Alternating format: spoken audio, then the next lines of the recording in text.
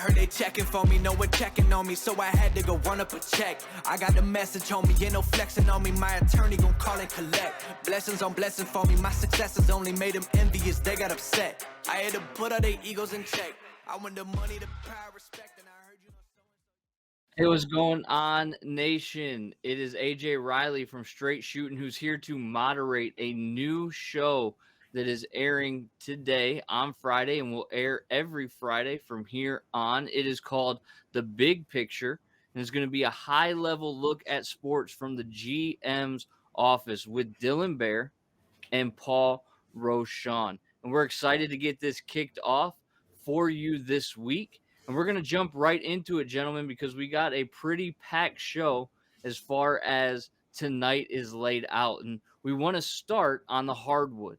You know, we just came off the national championship with Kansas and North Carolina. And we got the NBA playoffs coming up very quickly. So my question to you guys is, if there was something you would fix about basketball, or is there something that might be wrong with basketball? Maybe you don't like the three-pointer or the continuation rules, or maybe LeBron James, right? Maybe that's an answer. And Dylan, I'm going to toss it to you first and kind of hear your thoughts on this.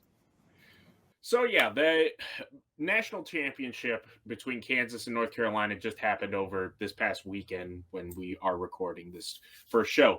And it felt appropriate to utilize that as a perfect example of certain beliefs that we have, values in rules that we stick to in terms of all sports. But basketball is one where Paul and I in specific agree almost across the board. That you'll find very little disagreement in terms of the issues that we believe are happening in the sport of basketball. And it's personified best by what occurred in the game itself. North Carolina was up by 16 points, and they notoriously lost the lead. Kansas, to their credit, came back almost entirely on 2-point attempts. North Carolina, on the other hand, had terrible shot selection, just like Jordan Poole, back in his college days at the very least, and was also chucking up threes left and right, these prayers, these Steph Curry type shots. In fact, one of the runs that Kansas was on, and where I believe the game was tied at in the 50s, if I'm not mistaken, Davis on North Carolina chucked up a three. He made it to kind of cool things down. But if he didn't throw up that prayer and make it, this game could have been even further apart than it already was, which leads me to Paul, where you and I agree, which is that the three-point shot is ruining the game of basketball. It's killing it. Honest to God, there's nothing more infuriating than sitting down, watching an NBA basketball game, and see 73s launched, and one team wins by 25 because they hit at a 45% clip, and the other team hit at a 17% clip. Yeah. It's not basketball. It honestly, it feels like almost like you're in high school and you're going to open gym and you're just chucking up threes and going back and forth. The post play is, you get a little bit of it, right? But the game doesn't run through centers anymore. But more than that, there's no mid-range game. And you sit back and you say, okay, well, that's analytics driven. There's no mid-range game because they're inefficient shots.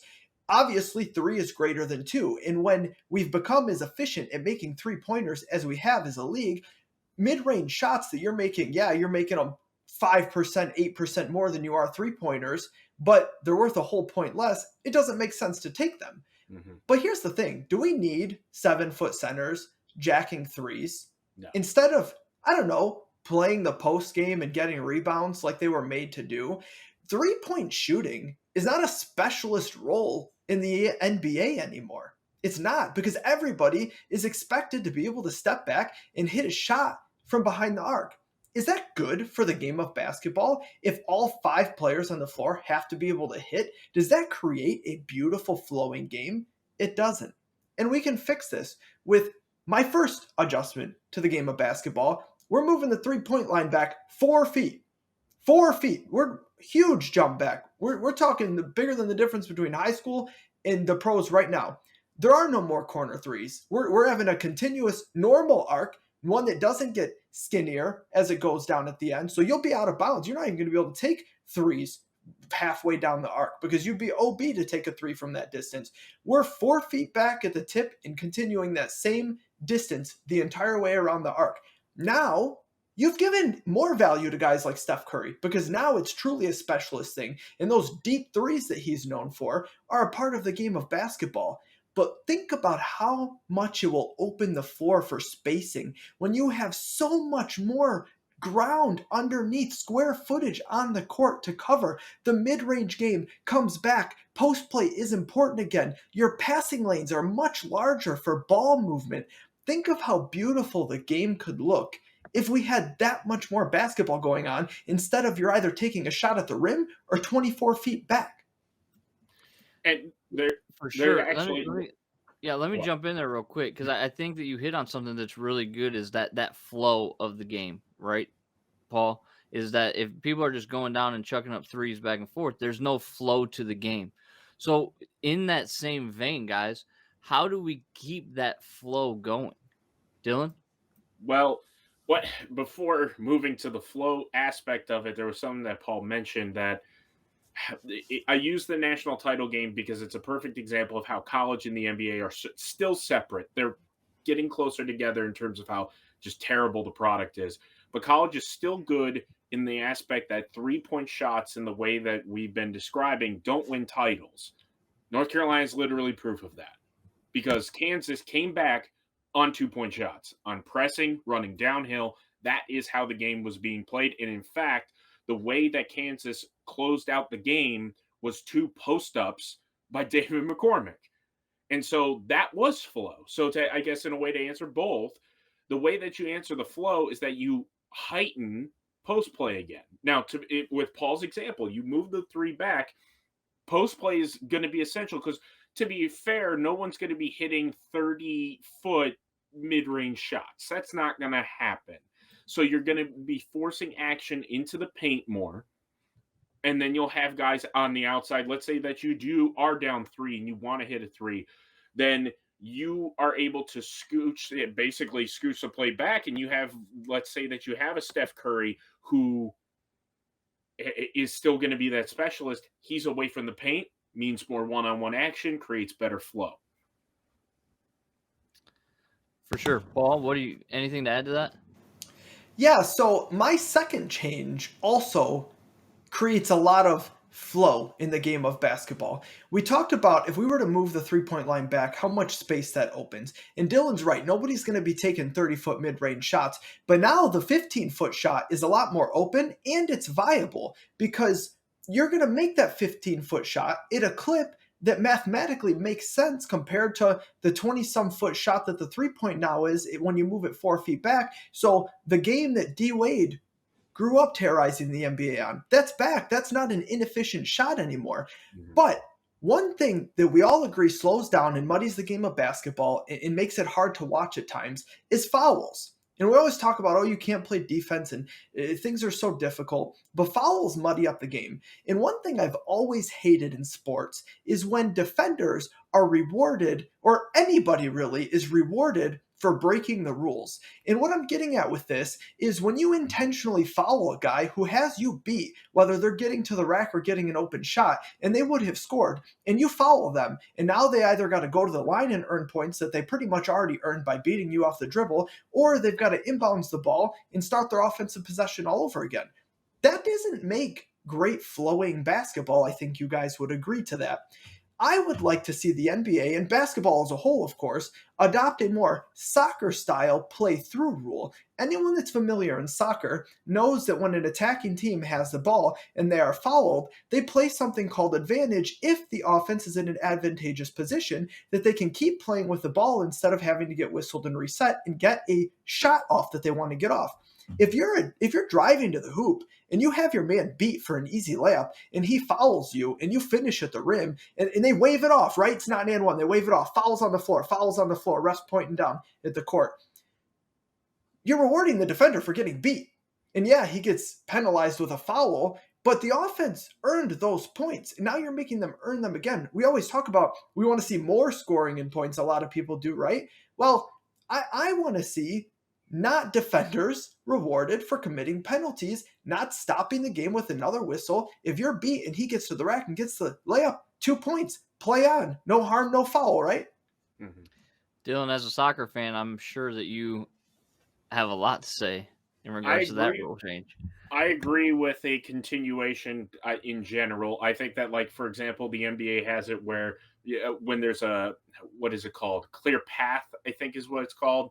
Clear path foul. I still don't think that's appropriate enough because that foul is slowing down a guaranteed basket. Where now, oh, well, they have to shoot a technical shot. That still leaves the potential, even if it's like a Steve Nash where he's at like 94, 95% for the season in free throws, it still is leaving the chance that that's going to occur. But there's actually a specific example that I was mentioning to Paul about his continuation rule, and that was in the Duke North Carolina semifinal game this past weekend as well. Duke was down in the waning portions of the game, and I believe it may have been Banchero. I don't know for certain, but whomever it was beat their defender bad, and the defender fouled, and he was in basically the paint was open. It was on the perimeter.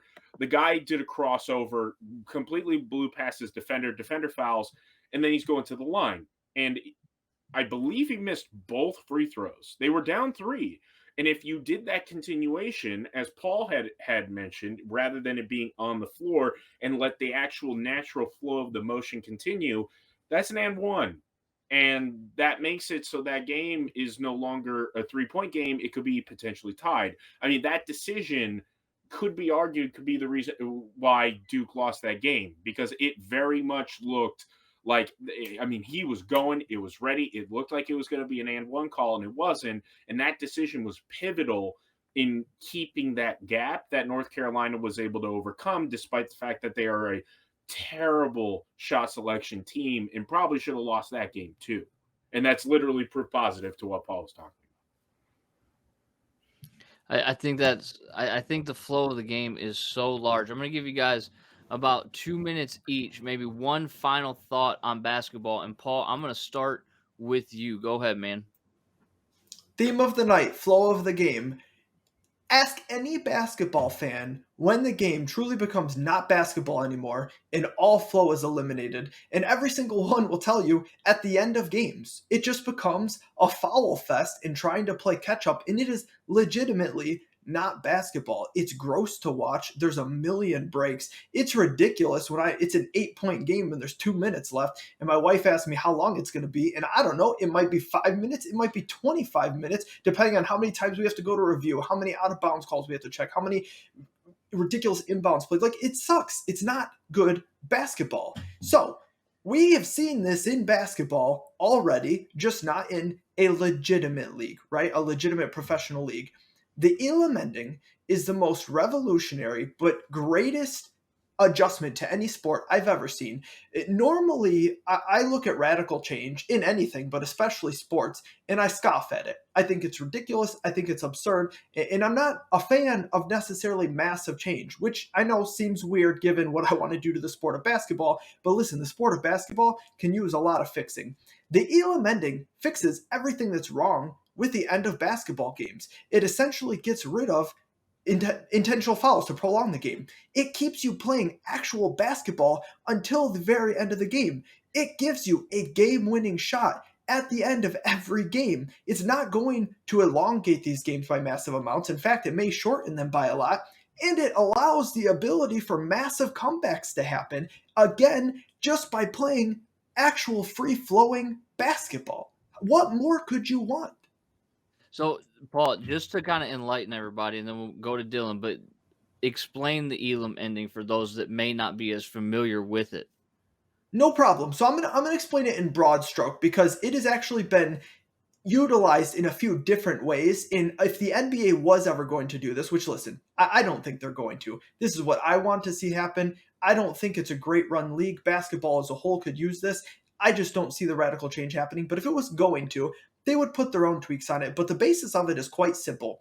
When you hit a mark near the end of the game, whether it's 4 minutes left in the fourth quarter, whatever it is, whether it's the under 4 minute media timeout, whatever you want to do, when you hit that mark in the game, whatever the score is, say it's 75 to 63, then you add X amount of points to the team that's leading, and that is the target score. So say you added 12 points. So now the target score is 85, and it is a race to 85 points, and whoever gets there first wins the basketball game. So the team that's got 73, they only got to score 12 points.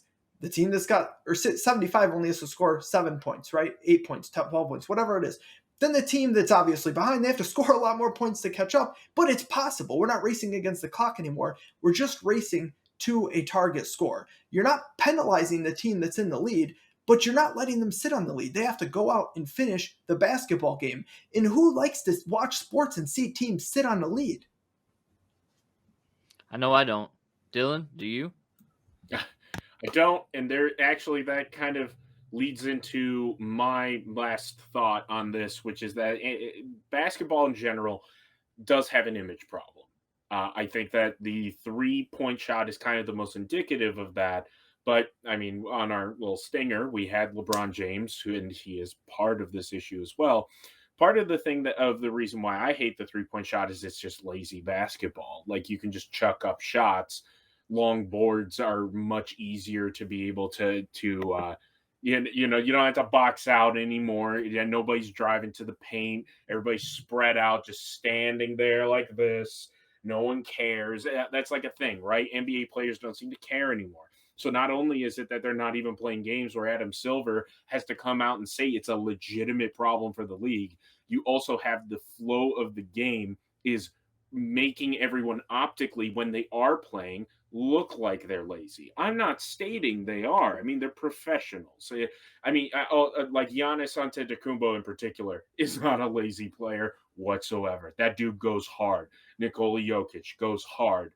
But some players just, my God. I mean, it's like James Harden is a perfect example. Chucks up threes, doesn't play defense, and it's the personification of the problem in the NBA. Elam ending makes it better because then nobody's sitting on leads in doing the same thing. Where, for example, if you're a team that's behind, is chucking up 10 threes at the end of the game really good for you? Knowing that you have that target there, don't you want to just play your game, play your defense, and try to chip at it the exact same way Kansas did? It's the reason why college basketball is better, because you will never be able to sell me ever that there are college basketball players that don't care. Armando Bacot was playing on just like his leg was shattered. He shouldn't have been playing, but he said he'd rather be dead than not play in that game. And LeBron James is sitting here and saying, nah, I'm just not going to play for the rest of the year. Ben Simmons, nah, I'm not going to play for the rest of the year. It's an image problem, and it needs to be fixed. Fantastic. And that's a great way to end our discussion on the hardwood. And to bring this to a Midwest connection, I want to move from the hardwood to the gridiron. And I want to talk about the offseason that the Detroit Lions have had.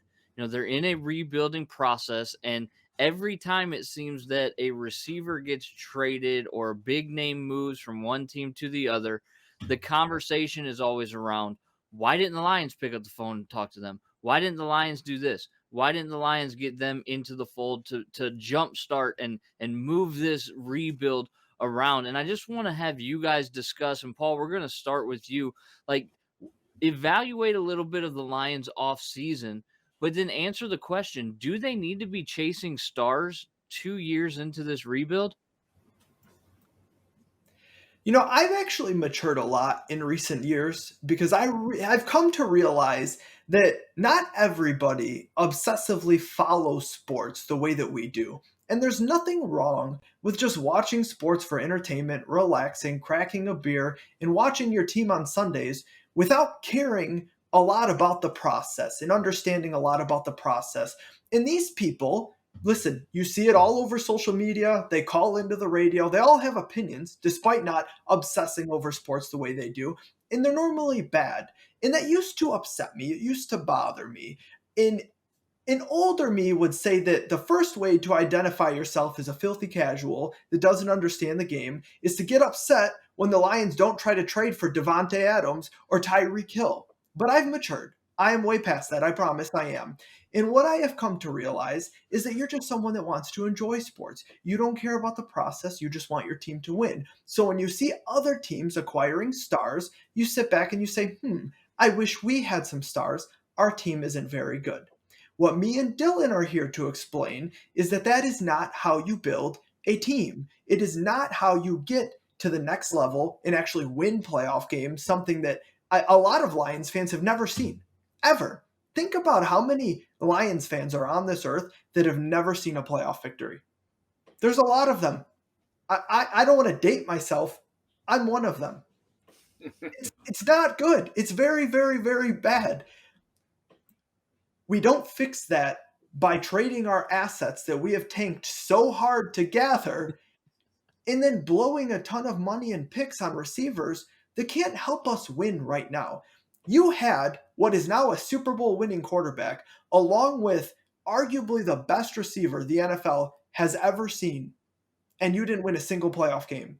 What makes you think that the answer is taking this much worse roster led by Jared Goff and adding Tyreek Hill to it? How does that agree closer to a Super Bowl? Yeah, I tend to agree with you, but I'm interested to hear what Dylan has to say. The reason why we're even bringing this up in the first place is I will not name names, but there are individuals in high levels of specifically the local media who are now making this something that is so predictable that you can guarantee that if there is any big name whatsoever that is able to be on the market and gettable, they're going to be tied to the Lions in the sense that the individuals will say, why didn't the Lions call? Why didn't you try this? Why didn't you at least attempt it?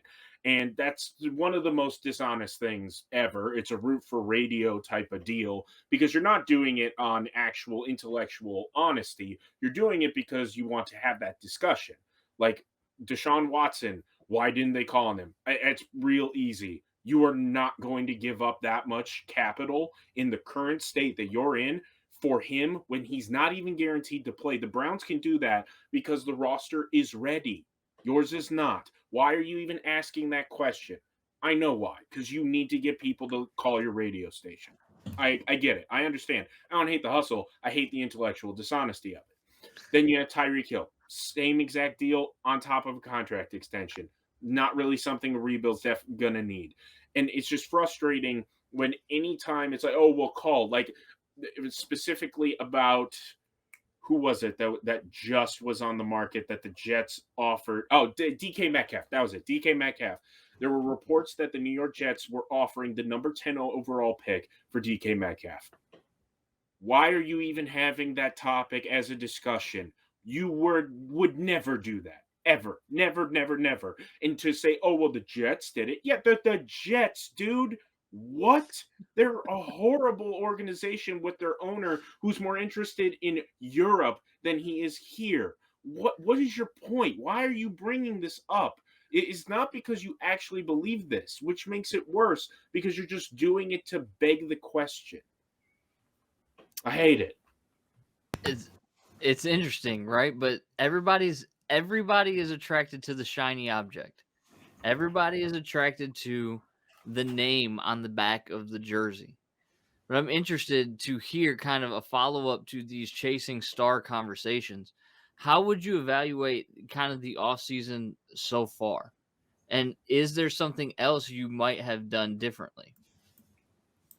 So the Lions made a lot of shrewd moves this offseason by not making a lot of moves. They didn't make a bunch of trades and waste draft capital. They didn't spend a bunch of money. If you look at some of the money they spent, so everyone has complained that we need a receiver for a while, which I vehemently disagree with. Receivers are something that when you're real close and the rest of your team is ready, then you can acquire them. You don't need to spend a bunch of capital on them. But we went and we got a guy like DJ Chark. 1-year contract, gave him $10 million.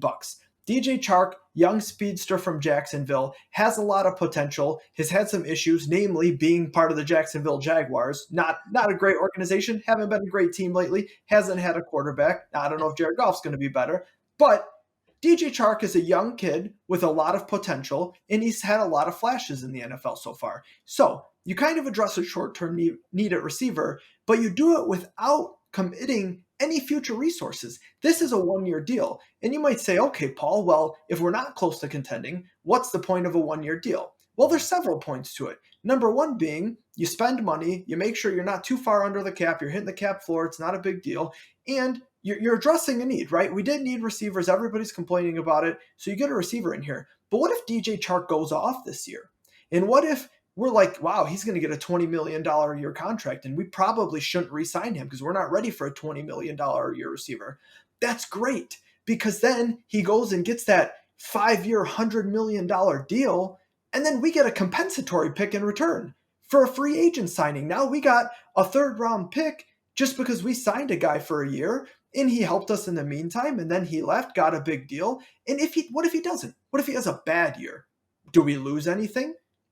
Are we hurt this year? Listen, we don't need him to win a Super Bowl. We're not winning a Super Bowl this year. We're not even thinking about winning a Super Bowl this year.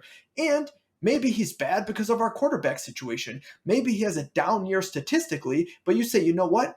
I think he's still decent. I think we can get him for like 3 years, $24 million and lock him up, and he can be part of our rebuild.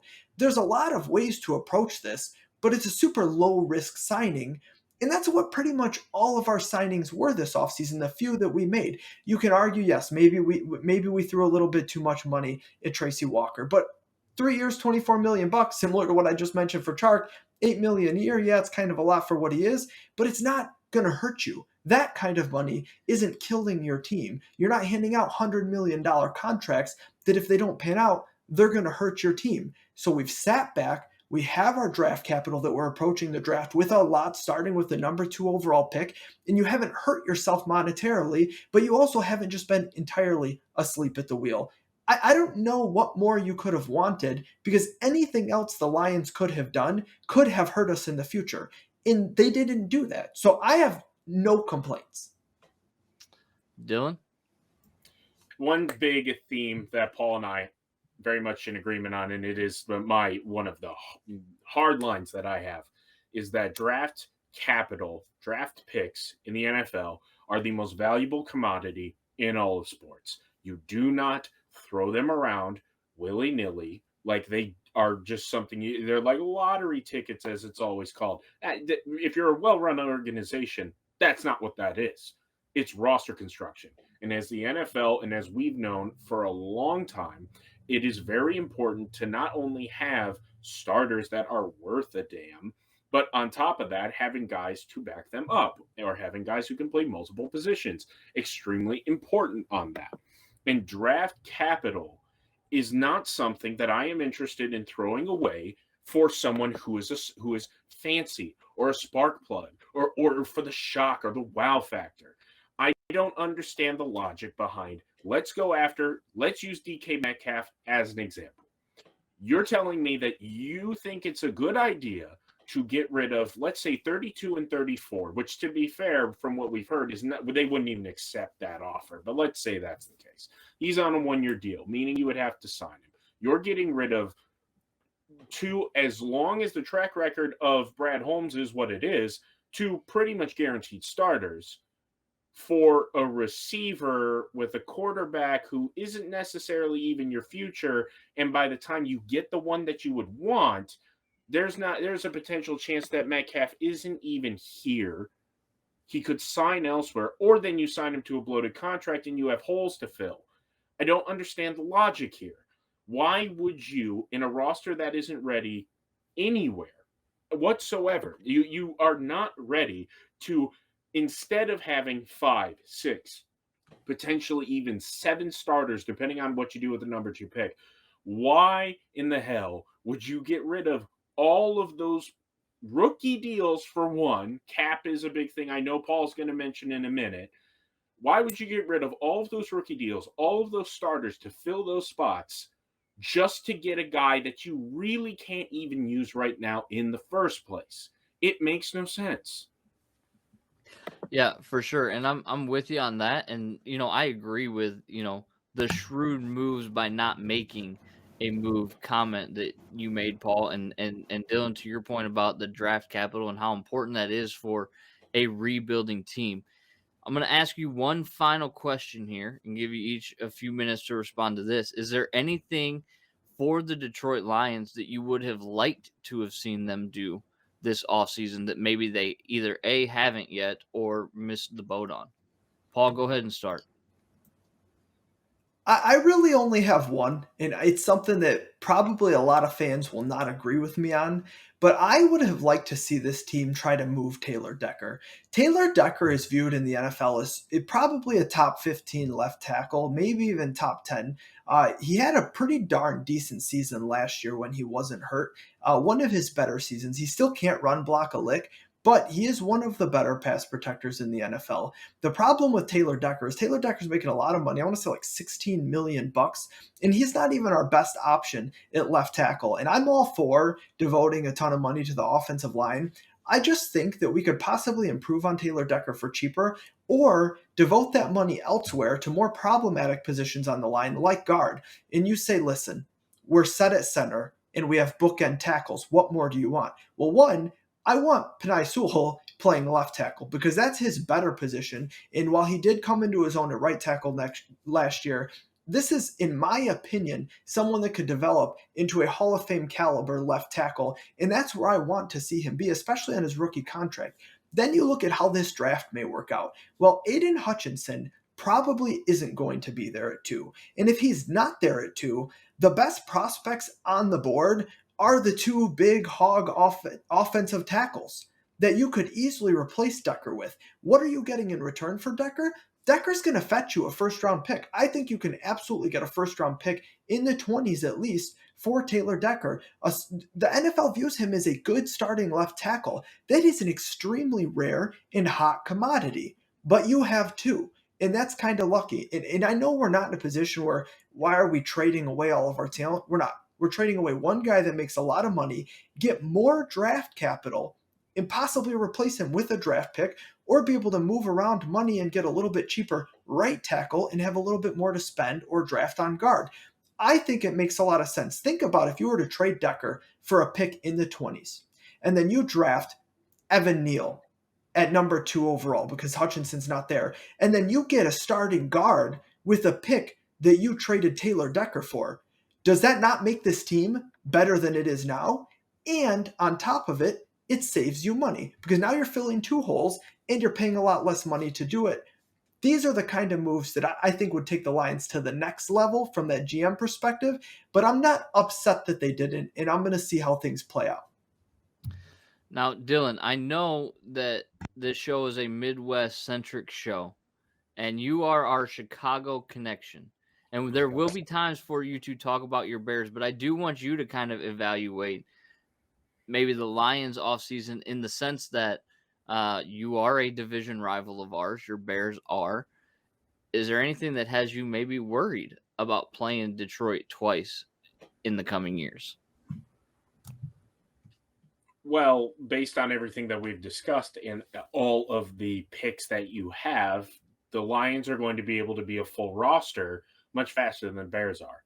Yes, the Bears have the rookie quarterback, so hopefully he winds up working out. But in terms of like full top, like end-to-end roster, as of right now, I would rather have the Lions roster. And especially I would rather be in the Lions situation because you, within 2 drafts, which is always the thing that everyone always talks about is quick rebuilds in the NFL, right? You have the potential where within 2 drafts, your entire roster can be the best in the division and like not have it not be close and be one of the best in the conference. That's the goal. And then you can do something like the Denver Broncos did, where their roster was perfect in every way except quarterback. With the way that the mobility works now, I don't see any reason for why you would want to get the quarterback until the rest is completed. And that is the thing that Brad Holmes and Dan Campbell seem to actually be kind of playing with. I actually think the rhetoric around the whole Jared Goff is our guy, we believe in him, is because they want to stave off the fact that after this dude's contract is over, they're throwing him in the trash and they're going to get somebody else. That seems to be what the move is to me. It's shrewd, it's pragmatic, and I love it. And it's terrifying for me because the Bears roster did the exact opposite. We traded draft picks to get Mitch Trubisky. We traded draft picks to get Khalil Mack. We traded draft picks to get Justin Fields. We are doing the thing you should not be. Learn from our mistakes and do what you're doing the right way, and your roster eventually, and even right now, is proof of why that is the way to go. Fantastic. And, it just tickles my ears to hear a Chicagoan talk about the Lions in that way. Now, one of the things that we do want to do here at the Big Picture is we're going to end every show giving the guys an opportunity, about 5 to 7 minutes, to just kind of get off their chest whatever they want to do. Call it therapy, call it a monologue, call it a diatribe. It doesn't matter what you call it. All we know is that you're going to get their hottest take, best opinion, whatever they need to get off their chest, they will do in this next minute that we call their big picture. So, Paul, what's your big picture for this week? My big picture continues what we've been talking about, the Lions rebuild and how they can get to contention eventually. This is all about giving contention and not giving up a ton of assets to do it. What is the hardest part for a rebuilding football team? I think pretty much everyone would agree it's getting your quarterback. How many times have we seen, even if you tank and get the top pick and pick a quarterback, he doesn't pan out? People in Chicago would well know this. They gave up a lot of draft capital to move up to number 2, draft their quarterback. For whatever reason, whether you blame coaching or the player himself or a combination of the two, it didn't work out. This is a common thing. The theme here is you need to take often several shots to get your quarterback position right. And the reason this is so dangerous for rebuilding teams and why teams like the Jacksonville Jaguars are stuck rebuilding for a decade plus is because it's so hard to get quarterback right. They don't pan out frequently, and they cost so much to acquire. What did Chicago give up to trade up and get Mitch Trubisky? Just last season, what did the Niners give up to go up to number 3 and draft Trey Lance? This is a huge acquisition, and even if you're sitting there like the Lions this year with the number 2 pick, well, now there's not a quarterback worthy of taking at number 2 this season. And maybe there is, but you're still blowing a number 2 pick on somebody that has the most volatile pan-out rate in the entire sport. So the point is, if you're getting lottery tickets, you want as many as you can for as cheap as possible, and you want to use them in ways that have the highest percentage of panning out. There happens to be a lottery ticket out there right now in the league waiting for a new home, and that lottery ticket is Baker Mayfield. And I think Baker Mayfield would be the perfect acquisition for the Detroit Lions for several reasons. Number one, it's usually incredibly costly to acquire a quarterback. He's going to be cheap because the Browns are desperate to get rid of him. They don't have anywhere to put Baker Mayfield. They went and traded Deshaun Watson. Baker demanded a trade out of there. He doesn't want anything to do with Cleveland, and Cleveland doesn't need 2 starting caliber quarterbacks. So already they're desperate to get him out of there. I don't know if you guys have noticed lately, but Cleveland's phone has not been blowing up for teams trying to trade for Baker Mayfield. Baker Mayfield maybe could be had for like a 3rd round pick. I don't know what he's actually going to go for. Maybe it's a late first, maybe it's a second, maybe it's a conditional 1st round pick that could be a 2nd or a 3rd pick. What I do know is if it's not a top 25 pick, even if it was around that area, right? Like you're not giving up a top 10 pick, I wouldn't mind taking a shot on Baker Mayfield. And you might say, why? Baker Mayfield sucks. Baker Mayfield hasn't performed. He's a midget quarterback that was a walk-on in college, and he's not cut out for the NFL. Well, I've seen this story before, and I want to be very clear up front here. I'm not saying that Baker Mayfield is going to be Drew Brees. So when I get attacked at the audacity that I have of comparing Baker Mayfield and Drew Brees, I want you to understand where I'm coming from, and that what I am comparing is their first few years in the league that are kind of identical. You see, Drew Brees went to a not that good San Diego team. And Drew Brees started in San Diego for 4 years, just like Baker Mayfield has in Cleveland. Drew Brees played 59 games for San Diego. Baker Mayfield's played 60 games for the Cleveland Browns. Okay, you see where I'm going with this, right? Well, let's see how they did. Baker Mayfield, average yards an attempt, 7. Drew Brees, average yards an attempt in San Diego, 6.8. Those are similar numbers. Passer rating, 84.9 for Drew Brees. Passer rating for Baker Mayfield, 87.8. These are very similar numbers. What did these quarterbacks have knocked on them when they came out of college? they're short quarterbacks. Drew Brees only 6 foot. There's not a lot of 6 foot signal callers in the NFL. Baker Mayfield 6'1". We have seen Baker Mayfield have success in the NFL in a lot of ups and downs. 2 years ago, a couple years ago, he had a pretty darn decent season. A couple years before he was on the outs in San Diego, in large part due to a shoulder injury, Drew Brees had a pretty good season. What happened to Baker Mayfield this last year? He injured his shoulder. He tried to play through a shoulder injury. Let's not forget that Baker Mayfield led Cleveland to the playoffs. Who is the last quarterback to lead Cleveland to the playoffs? This is a quarterback that, to me, there's so many similarities. Touchdown percentage for Baker Mayfield, 4.8. Drew Brees in San Diego, 4.4. Interception percentage, both quarterbacks, 2.9%. Both quarterbacks their first 4 years starting in the league. Such similar profiles. Why does this matter? Does this mean Baker Mayfield's going to turn into Drew Brees? No. Drew Brees got in the right spot in New Orleans with the right coach and developed a ton.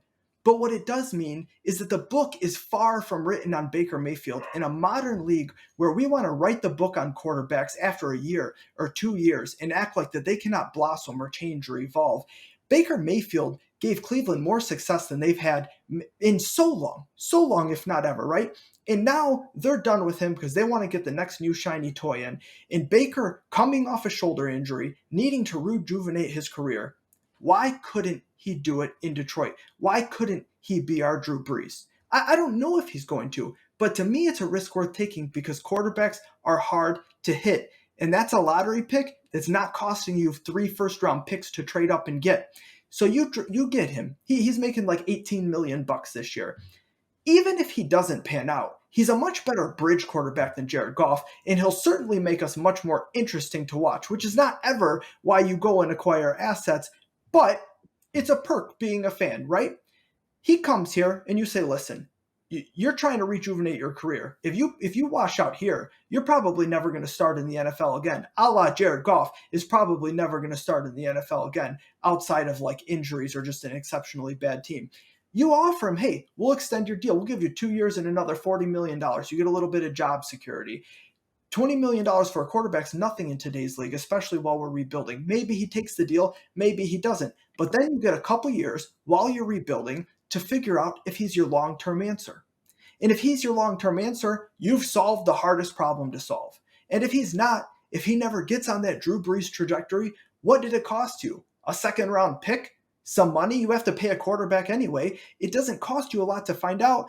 And then you didn't waste a ton of draft capital, and now you can actually make a move to get your replacement. And again, Baker Mayfield is a funner and better bridge to your next quarterback. There is so little downside here, and it's another lottery ticket. Take your chance, Detroit. Go get Baker Mayfield. Interesting. You laid that out. You convinced me almost. I was not a Baker fan, and the idea of the Lions getting Baker Mayfield was not something I was interested in. However, Paul, you make a very compelling case. Dylan, we're going to switch to you, man. What's your big picture this week? So, my big picture, and we've already posted one on our socials, hopefully by the time that this one comes out, where I was extremely hard on the Michigan State seniors that left this year from the basketball team. That is a vibe that I'm going to continue with a little more positive spin.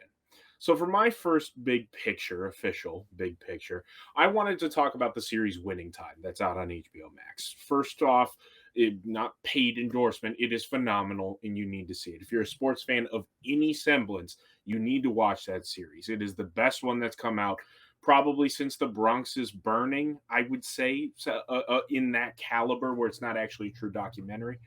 But with the Winning Time series, there is an event that occurs, and I don't want to go into spoiler territory for younger viewers who haven't actually seen or known about the history of the Showtime Lakers. But the series follows Dr. Jerry Buss when he acquires the Laker team, follows Magic Johnson, and how all those pieces came together to create an NBA dynasty.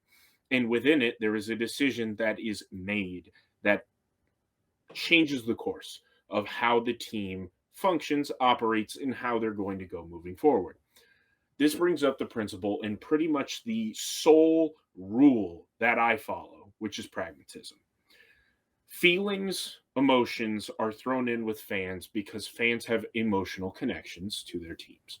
But sports are not about your feelings, not in what we all want, which is winning. To win, you need to be brutal. You need to be a red ass, as the phrase goes. You need to be able to be an absolute bastard at times, and you cannot allow for feelings to take hold. Now, in my personal life, I'm much more of a democratic socialist type of attitude. Everything is about fairness, it's about equality, about sunshine and rainbows, worker solidarity, and all that kind of stuff. But in sports, complete opposite. The coldest individuals in the world, I will celebrate those moves to the end of time. When there is a player who's been with the franchise for 10 years, given solid service, and you cut him to make cap space in order to make a frugal move for maybe a guy who has a bad history record with he was arrested or he was known as a problem in other franchises, and you get him anyway, and you replace him with a good old boy, and you replace him with an absolute mean MF guy. That is the type of thing that wins titles. In the Winning Time series, this is personified best with a phenomenal and Emmy-worthy performance from Michael Chiklis, formerly of The Shield, and he plays Red Auerbach, notorious godfather of the Boston Celtics dynasty that lasted decades.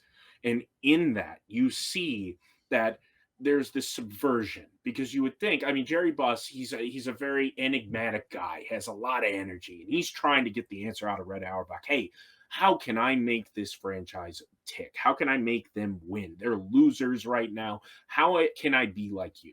And Red Auerbach takes his cigar, his noted cigar, throws it on the floor of the forum, and tells Jerry Buss to screw off. That is the type of attitude why Red Auerbach wins. It is the reason why winning dynasties last as long as they do and win the titles they do. Think in your life, and for a lot of our viewers, it's going to be in the 2000s and on. Think of the dynasties that have occurred in your lifetime. How many of them were pals? How many of them were friends? How many of these teams, these dynasties that you see, would you describe them as good people? Tom Brady and Bill Belichick weren't pals. Tom Brady and Bruce Arians weren't pals. Clearly.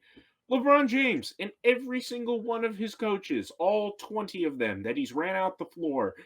How many times have we heard stories about guys being absolute bastards and still winning? Michael Jordan was a guy that I know in the city of Detroit is not liked very much. But in the documentary that came out during the pandemic, it just showed the reason why Michael was the best. Because he didn't care. Winning is the bottom line. That's the whole reason we do what we're doing. We're not here to be friends. We're not here to be pals. We're not here for good feels. We're here for brass, for gold, for any of these titles in any forms that they're in.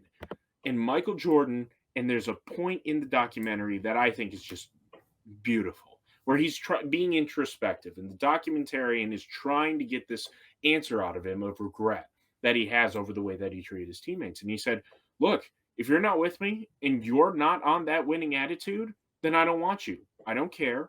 I don't give a crap about your feelings. It doesn't matter to me. What matters to me is at the end of the season, at the end of our careers, how many of those titles have we won? I don't care about how many people tell me how good of a guy I was. I care about how many people say I was the best. And that's an attitude that's missing in a lot of sports now. We talked about the NBA and its softness. There's a trend that I despise, which is everybody's pals now. You should be hating the people who you are literally competing against. It is a competition. It's sports. It's not real life. You should not be friends with the people who you're living, your entire wages are based around, your jobs are based around. if I were a coach in particular and I see my team and all of my star players yucking it up after we just lost by 20 points again to the Brooklyn Nets, I'm like, screw that. It's my job on the line. It's your job on the line and your legacy. You need to care about it.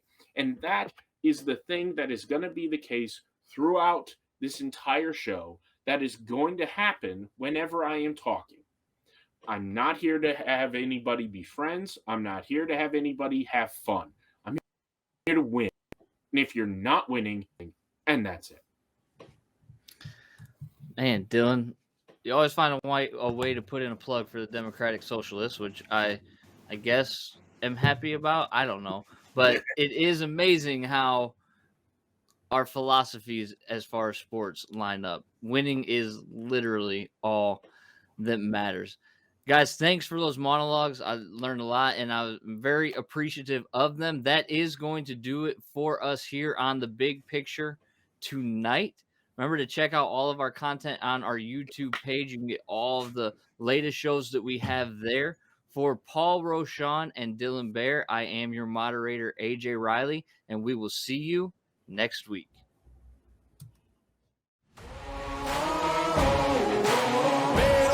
I'ma get it, you know I be on the way.